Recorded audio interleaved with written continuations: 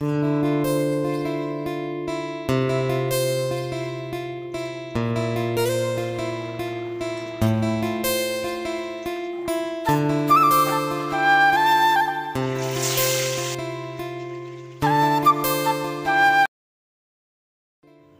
বন্ধুরা, good morning.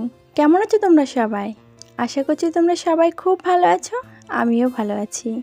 এই simple house wife জয়শ্রীর নতুন আরেকটি ব্লগে তোমাদের সকলকে স্বাগত জানাই। এখন বাজে সকাল 7:30। তো এখন থেকেই তোমাদেরকে সাথে নিয়ে আমার ব্লগটা স্টার্ট করছি। আই হোপ যে আজকের ব্লগটা তোমাদের ভালো লাগবে। সকালবেলা তো ঘরটা ঝাড় দেওয়া হয়ে গেল, আর এদিকে ভাবলাম তাহলে একবারে ঘরটাকে মুছে ফেলি, কেননা যে পরিমাণে গরম পড়েছে সে কারণে যদি সকাল সকাল কাজগুলোকে একটু কমপ্লিট করে নেওয়া যায় তাতে করে বেশ ভালো হয়।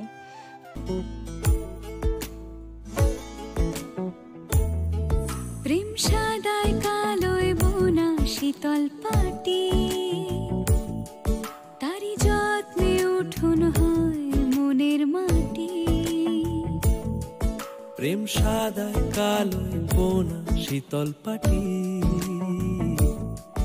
তারি যত্নে উঠোন হয় মনের মাটি।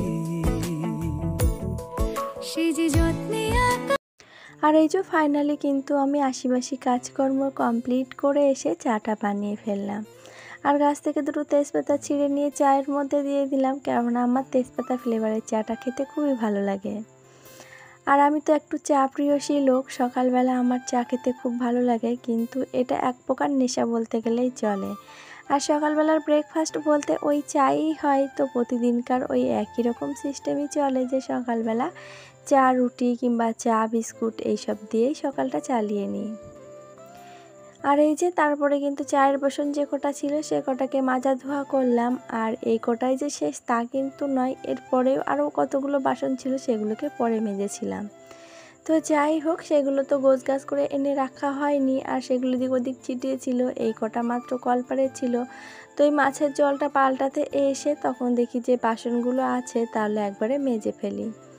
আর মাছের জলটা মাঝে মাঝে পাল্টে দিতে হয়, তবুও এই বেশ 2-3 দিন ধরে হচ্ছে, টাইম করলে জল সঠিকভাবে আসছে না। তো সেই জন্য কি হয়েছে বলো তো, ওই মাছটাকে কলের জল দিয়েই পাল্টে দিয়েছি, আর জলটা কেমন ঘোলা ঘোলা হয়ে আছে। তো দেখতেও বেশ ভালো লাগলো না, তার জন্য তোমাদেরকে আর শেয়ার করিনি, ওইটুকুই পর্যন্ত রেখে দিলাম। তো তারপরে এই যে তোমার দাদাভাই মাছ নিয়ে এসছে। তো মাছটা হলো তোমার ওই যে পেট মোটা কি মাছ বলে, নামটা আমার ঠিক মনে আসছে না। তবে যাই হোক, এর সাথে বলে রাখি আমার আজকের ভিডিওটি তোমাদের কেমন লাগলো একটা কমেন্ট করে জানাতে ভুলবে না। আর যদি ভালো লেগে থাকে তো প্লিজ একটা লাইক করে দিও। আর নতুন যদি কোনো বন্ধু আমার ভিডিওটি আজকে এই পর্যন্ত দেখে থাকো, ভিডিওটি দেখে ভালো লাগলে চ্যানেলটিকে সাবস্ক্রাইব করে রাখতে পারো। আর পুরনো বন্ধুরা যারা অলরেডি এই কাজটি করে রেখে দিয়েছো তাদেরকে জানাই অসংখ্য ধন্যবাদ আর অনেক ভালোবাসা। আর এই তো ইতিমধ্যে কিন্তু আমি কাঠ কুটো সব কিছু রেডি করে নিয়েছিলাম রান্নাঘরে। তারপরে এসে উনুনটা তো ল্যাপাই ছিল, কেননা বেশ কয়েকদিন ধরে উনুনে তো রান্না হচ্ছিল না। তো সেক্ষেত্রে শুধু হাঁড়ি কড়াইয়ের নিচে কাদা লাগিয়েছি, কাঠগুলো এক জায়গায় করেছি। আর আমার শাশুড়ি মা জলের বালতিতে সকাল সকাল জল তুলে রেখে দিয়েছিল। আর এই প্রচণ্ড গরমে যাই হোক না কেন সব কিছু কিন্তু ভালো লাগে, কিন্তু এই রান্না করতে একদমই ভালো লাগে না। কিন্তু এই রান্না ছাড়া কিন্তু সংসারের কোনো কাজই নেই। তুমি যেদিনকার রান্না থাকবে না দেখবে সেই দিনকে কোনো কাজই নেই মনে হয়। আর আমাদের তো মধ্যবিত্ত পরিবারের প্রয়োজনের শেষ নেই, তবে রান্নাবান্না হয়তো মাঝে মধ্যে 2-1 দিন বাদ যেতে পারে এরকম অনুষ্ঠান থাকলে, তবে কিন্তু ভালো হয়। তাই বলে যে আমাদের মেয়েদের হাতের কাজ কখনো ফুরায় তা কিন্তু নয়। নিজের বাড়ি হোক কিংবা অন্যের বাড়ি, সেখানে গেলেও কিন্তু আমাদের একটু হলেও হাতটা নাড়িয়ে খেতে হয়। আর তবে যাই হোক, এই যে মাছটা কিন্তু ধুয়ে নিয়ে এসেছিলাম, আর মাছটা এত সুন্দর করে পরে আবার লবণ দিয়ে কষলে কষলে ধুয়েছি, তবুও কিন্তু মাছের সেই নালা নালা ভাবটা কাটেনি। কেননা এর নাম হলো, পরের সময় দাদাভাইয়ের কাছে শুনলাম যে বলে আমেরিকান মাছ। তো যাই হোক, এই আমেরিকান মাছটা আমার খুব একটা খেতে ভালো লাগে না, তবু কিছু করার নেই, যখন যেমন তখন তো সেভাবে চলতেই হবে। আর মাছটা রান্না করব একদম হালকা পাতলা। এই ঝিঙে নিয়ে এসেছে, ঝিঙে আলু দিয়ে রান্না করব। ওদিকে আবার চিকেন আনতে গেছে, কেননা বাড়িতে আছে ননদ, ঠাকুর জামাই, তার মেয়ে। তো এই কয়েকদিন রান্না হয়নি, তো ওরা চলে যাবে বাড়ির থেকে আজকে, তো ওই জন্য আজকে একটু চিকেন আনতে গেছে। আর এই যে মাছটা আমার ভাজা হয়ে গেছে, ওইদিকে তোমার দাদাভাই চিকেনটা এনেও ধোয়া শুরু করে দিয়েছে। তবে মধ্যবিত্ত পরিবারের থেকে এতদিনে একটা জিনিস ভালো করে ফলো করে দেখলাম, যার জীবনে যত কাজ তার জীবন তত সুন্দর, কি তাই না? এই প্রশ্নের উত্তর কিন্তু একদমই নেই। সত্যি কথা বলতে কি, একসঙ্গে থাকলে পরিবারে যদি সকলে মিলেমিশে কাজ করা হয় তবে তার জীবনটা সত্যিই সুন্দর হয়ে ওঠে। আর যদি নিজের মতো করে নিজের সবটা সামলাতে হয় তবে কিন্তু ওই পরিশ্রমী জীবনটা কারোরই বেশ একটা ভালো লাগে না। কেননা এখনকার দিনের মেয়েরা চায় নিজের মতো করে একটা সংসার, নিজের মতো করে সংসারে সে নিজের ইচ্ছাটাকে সমর্থন করে বাঁচতে চাইবে।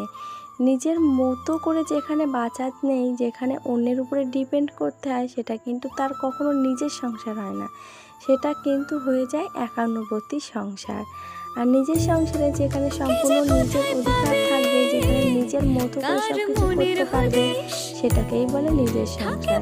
একান্নবর্তী পরিবারে যখনই কেউ বলবে যে এটা তোমার সংসার, সেটা কিন্তু কখনোই হয় না। তবে যদি এটা আমার সংসার হতো তাহলে আমার মতো করে চলতে পারতাম, কিন্তু এখানে কিন্তু কখনোই সেটা হয় না।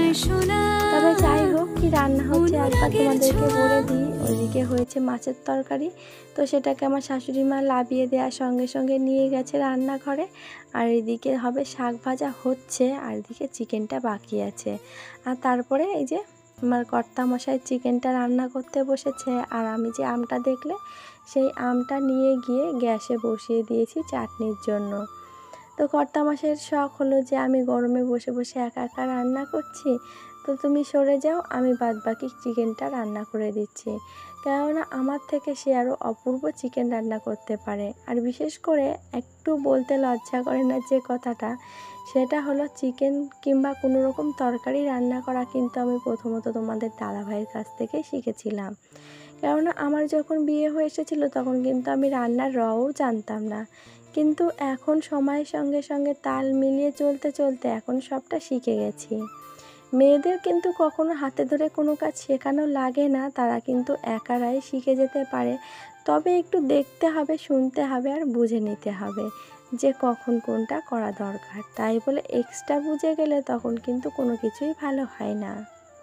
আর পরিবর্তনই তো সংসারের নিয়ম, পরিবর্তন হতে হবে, নিজেকে মিশুকে তৈরি করতে হবে, তবে কিনা তুমি পরিবারে এবং সংসারের সকলের সঙ্গে হাসি খুশি থাকতে পারবে। আর এখন একসাথে থাকতে থাকতে সময় সময় কি মনে হয় জানো, আমিই না কিছু কিছু মানুষের অহংকার বাড়িয়ে দিয়েছি। কেননা তারা আমার কাছ থেকে যতটা সম্মান পাওয়ার প্রয়োজন আমি তাদের তার থেকে বেশি দিয়ে ফেলেছি। তো যেটুকু সম্মান দেওয়ার প্রয়োজন ছিল সেটুকু যদি দিতে পারতাম তাহলে কিন্তু বেটার অপশান হতো, কিন্তু তার থেকে যে বেশি দিয়ে ফেলেছি ওই জন্য তারা আমাকে এখন আর পাত্তাই দেয় না। তারা মনে করে যে এই মানুষটা তো আমাকেই সম্মান করে, তাকে উল্টে কী করে সম্মান করব। কিন্তু যে মানুষটা তোমার জন্য হাঁটু জলে নামে তার জন্য কিন্তু গলা জলে নামা প্রয়োজন, আমি সেটা মনে করি। আর আজকে এই যে লাল লাল টুকটুকে মাংসের ঝোলটা কিন্তু তোমাদের দাদাভাই রান্না করেছিল, আর খেতে কিন্তু সত্যি সুন্দর হয়েছিল। আমার নিজের হাতে রান্না খেতে খেতে একঘেয়েমি অতটা ভালো লাগে না, কিন্তু মাঝে মধ্যে তোমার দাদাভাই যখন এরকম চিকেনটা রান্না করে দেয় তখন কিন্তু খেতে বেশ ভালো লাগে। তবে মাঝে মধ্যে একটু অসুবিধা হয়, তো সেদিনকে একটু যেই খুঁত ধরি তখন বলে নিজের রান্না যখন করো তখন খেয়ে দেখেছো কেমন লাগে। তো সত্যি কথা বলতে কি, অন্য রান্না করলে তখন কিন্তু খুঁত ধরা যায়, আর নিজে রান্না করলে সেই রান্নাটা কখনো খুঁত ধরলে কেউ সেটা কিন্তু একদমই ভালো লাগে না। আর এই যে রান্নাবান্না কমপ্লিট, ওইদিকে বাসনকুসন যা ছিল সেটাকে মাজা ধোয়া করে তারপরে স্নান সেরে চলে এলাম। আর আজ হলো হনুমান জয়ন্তী, তো আমার স্নান সারার পরে একটু হনুমান চালিসা পাঠ করার আছে, হনুমানজির মন্ত্র জপ করা আছে। তো ওই জন্য তাড়াহুড়ো করে একটু স্নানটাও করে নিলাম আর মাথাটা শ্যাম্পু করে নিয়েছি। কেননা এই প্রচণ্ড গরমে যখনই রান্নাঘরে যাই তো গেলে একেবারে ঘেমে শিমে চান হয়ে যায়, তারপরে নিজের মাথা দিয়ে এত পরিমাণে গন্ধ বেরায় তখন নিজেরই মনে হয় যে মাথাটা একটু শ্যাম্পু দিলে ভালো হয়। আর এই যা গরম পড়েছে তাতে করে প্রতিদিন রান্না করার পরে স্নান করাটাই সেটাই বেটার অপশান হয় আমার মনে হয়। কিন্তু কিছু কিছু দিন এমন হয় যে স্নান করে রান্না করতে যেতে ভালো লাগে, তো সেক্ষেত্রে সেটাই করি, যেদিন যেমন সেদিন তেমন। আর এই যে বাবুদেরকে ভাত দিয়ে দিয়েছি, এখনও কিন্তু আমরা সকলে খেতে বাকি আছি। তবে চলো আজকের মতন ভিডিওটি এই পর্যন্তই। সকলে খুব ভালো থাকবে, আবারও দেখা হবে।